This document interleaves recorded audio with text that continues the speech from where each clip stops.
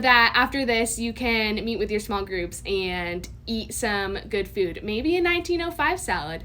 I don't know. That was talked a lot about tonight. So, I want to start off by asking this question here. Have you ever found yourself in a situation to where you've noticed your friend is doing something or saying something that's not really great for them? Maybe they started coming to your online small groups less and less, you've noticed over the past month or so. Or maybe they started talking to someone online or even hanging out with somebody that's not the healthiest person in the world and they aren't really making the best decisions right now. Or maybe you noticed that they've been gossiping a little bit more than usual after listening to Bailey's Devo last week.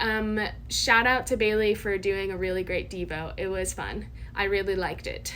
And maybe if it's not these examples, those are pretty generic ones, things that I could think about. But at one point or another, we're going to see a friend doing or saying something that's not that helpful for them. And I don't know about you, but I've often not really known what to do in those situations and what that meant for me and what I should do. And so last week, Bailey talked about how when we use our words, we should be all about love. But if love is the goal, then how are we supposed to handle it when someone is doing something bad or dangerous or just something plain dumb that you know that they really shouldn't be doing and they should probably know that they're not supposed to be doing either? I mean, if they're not doing something good, then does that mean that I shouldn't be their friend anymore, or maybe that I should start avoiding them? Or if I call them out on it, will they end up getting mad at me and not wanting to be my friend anymore? Or should I tell somebody about it, or that just make me seem like a snitch? Or should I say something at all? Because, I mean, it's their life. They know themselves best. I shouldn't get involved. And Bailey told us not to judge others last week in her Devo. Oh, hi, Bailey. I see that you joined. I was just talking about your Devo last week. So deep down, I think we all know that those things aren't always the case, especially when it comes to the people closest to us. So what do we do then? Tonight we're going to be in the book of Galatians, chapter 6. And so this is a letter that Paul wrote to the church of Galatia. And so he wrote this letter because he cared deeply for his believers that lived there.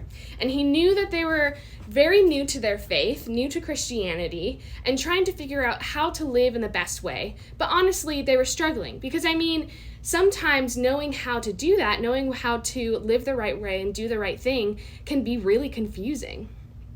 And so that's the background of where we're going to be in tonight. So tonight we're in Galatians and we're starting in verse 1. So Galatians 6 verse 1 says, "Dear brothers and sisters, if another believer is overcome by sin, you who are godly should gently and humbly help that person back to the right path.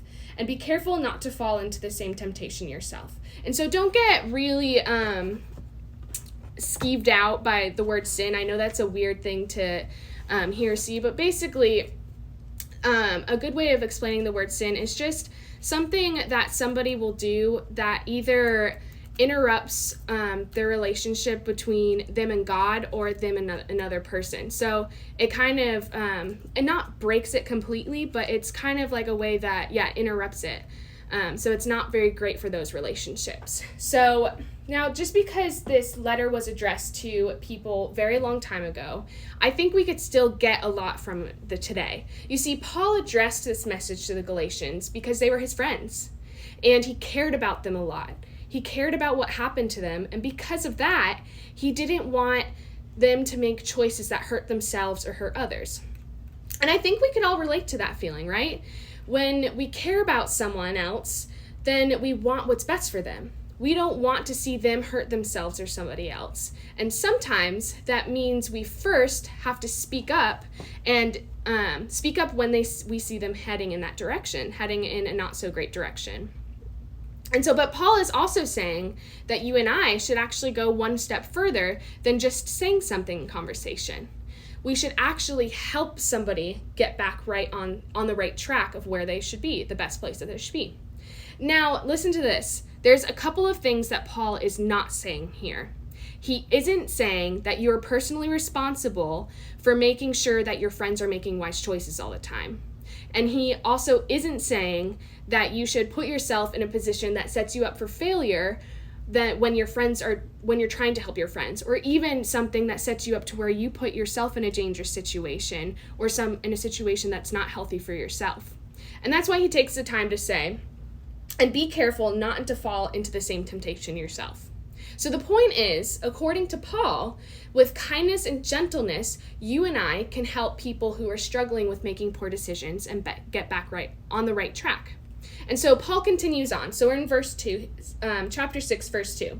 He says, share each other's burdens, and in this way, obey the law of Christ. So think about it this way.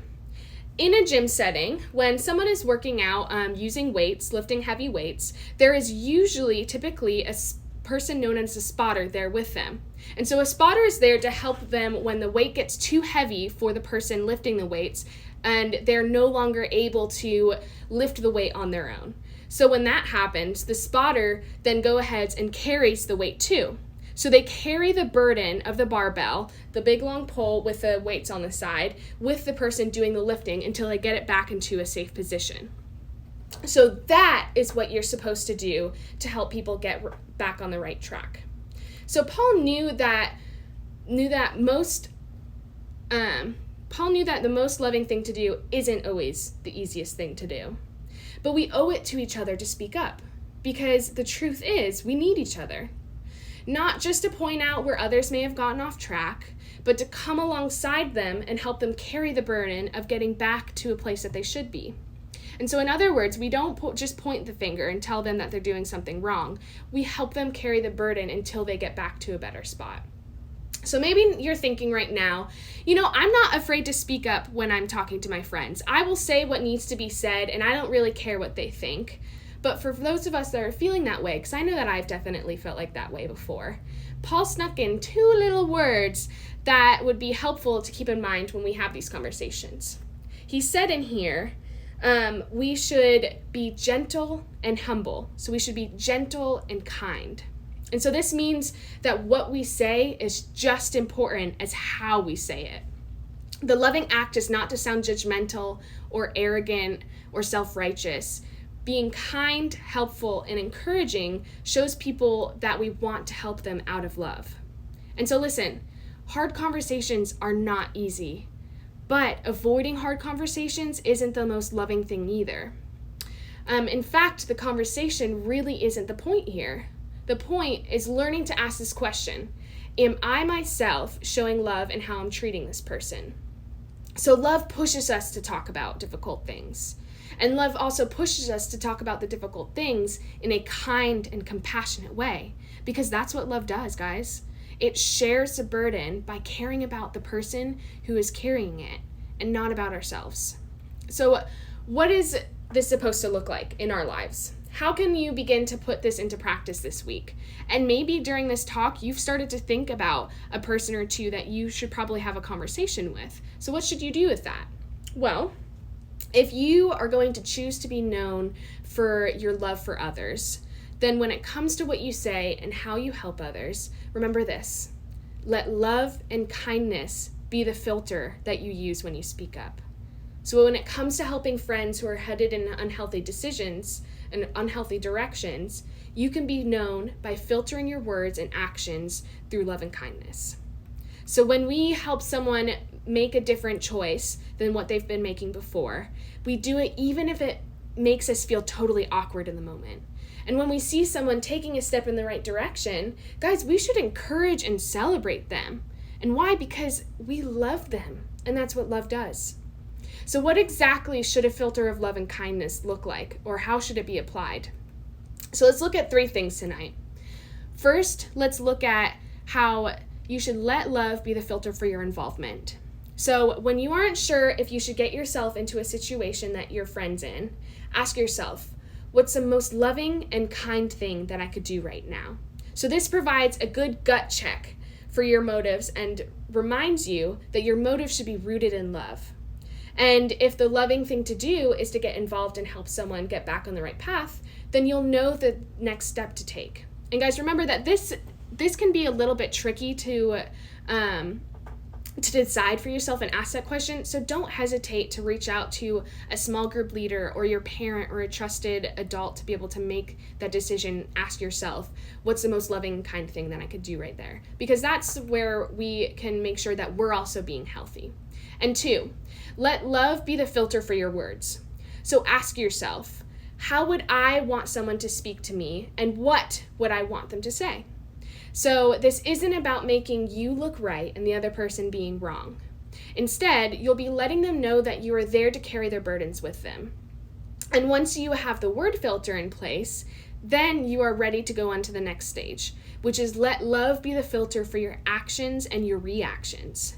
So if we have friends that are having a hard time keeping their lives headed in the right direction, then chances are they don't need just your words, they'll need your help too.